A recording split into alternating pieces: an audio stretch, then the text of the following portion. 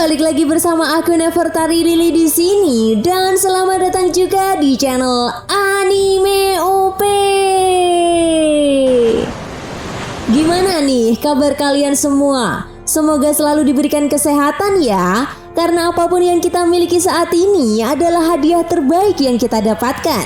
Jadi jangan lupa untuk selalu bersyukur, oke?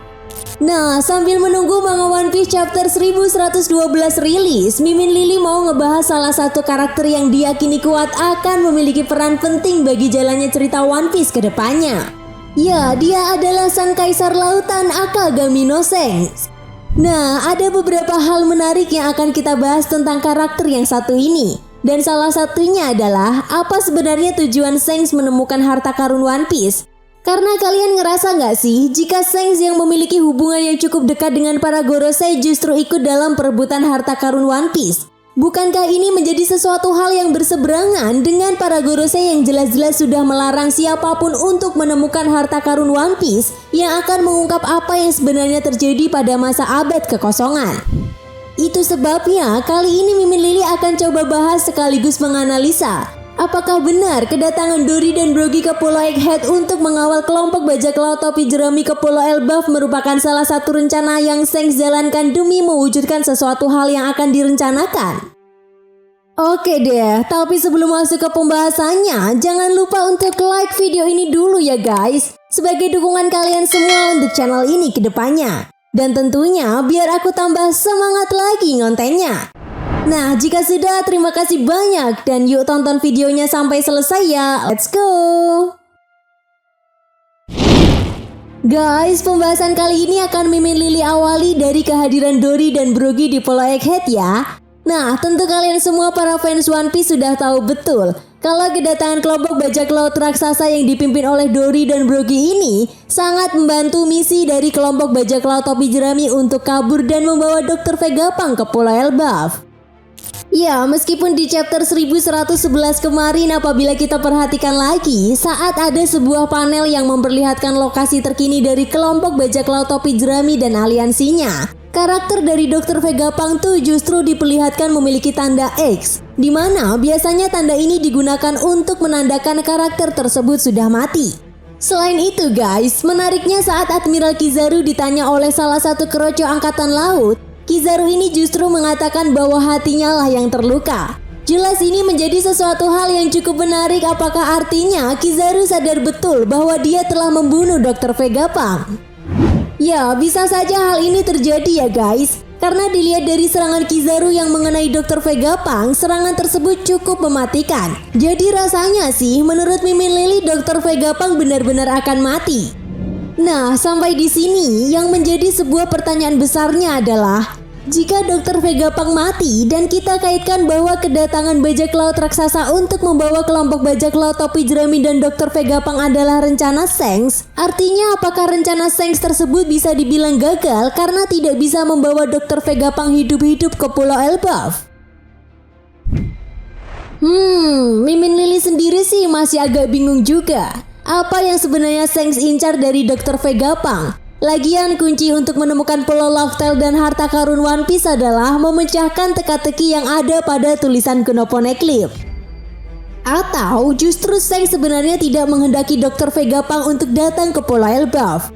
Karena Mimin Lili rasa sih, Shanks tahu betul bahwa objektif dari kelompok bajak laut topi jerami saat ini adalah melarikan diri.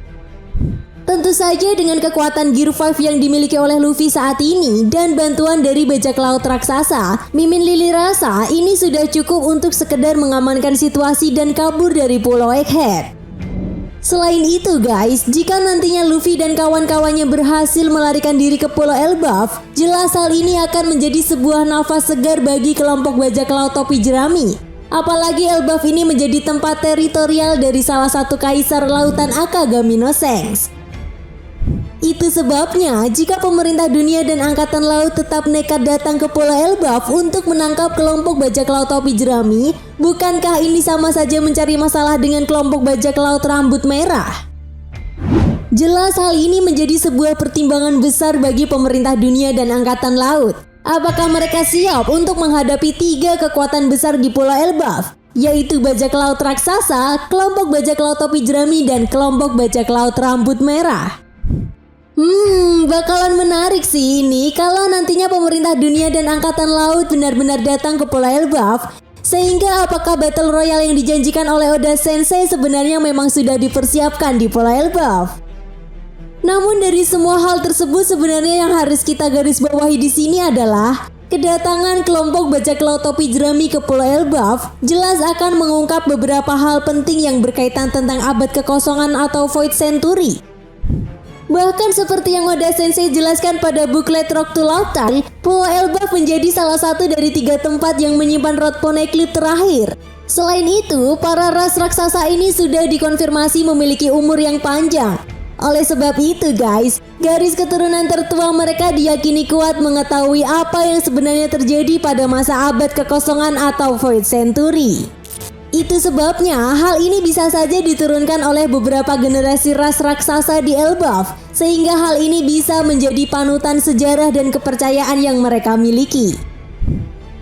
Oh iya guys, hal ini juga diperkuat saat momen Dory dan Brogy yang langsung menyadari bahwa wujud Gear 5 Luffy sangat mirip seperti Sun God Nika yang mereka percayai sebagai dewa. Nah, dari fakta-fakta tersebut, seolah hal ini menjadi sebuah petunjuk besar jika kejadian tersebut memang ada sebuah hubungan sejarah ras raksasa Elbaf dengan kerajaan kuno, abad kekosongan, Sun God Nika, dan Joy Boy.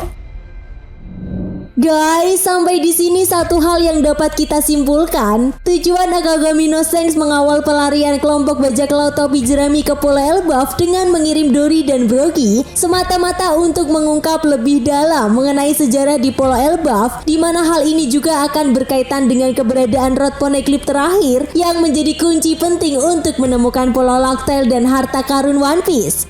Maka dari itu, kedatangan kelompok bajak laut topi jerami ke Pulau Elbaf, di mana Elbaf sendiri merupakan tempat yang memiliki hubungan dengan sejarah. Setidaknya pastinya ada sesuatu hal yang tertinggal di sana, di mana hal inilah yang akan menjadi sebuah informasi penting untuk membawa kelompok bajak laut topi jerami masuk ke dalam konflik berikutnya. Oke, kayaknya cukup segini dulu ya guys pembahasan kita kali ini tentang rencana besar dari Sang Kaisar Lautan Akagami no Sense. Nah, jika kalian punya pendapat lain silahkan tulis pendapat kalian di kolom komentar ya. Dan sampai jumpa lagi di pembahasan berikutnya. Bye-bye.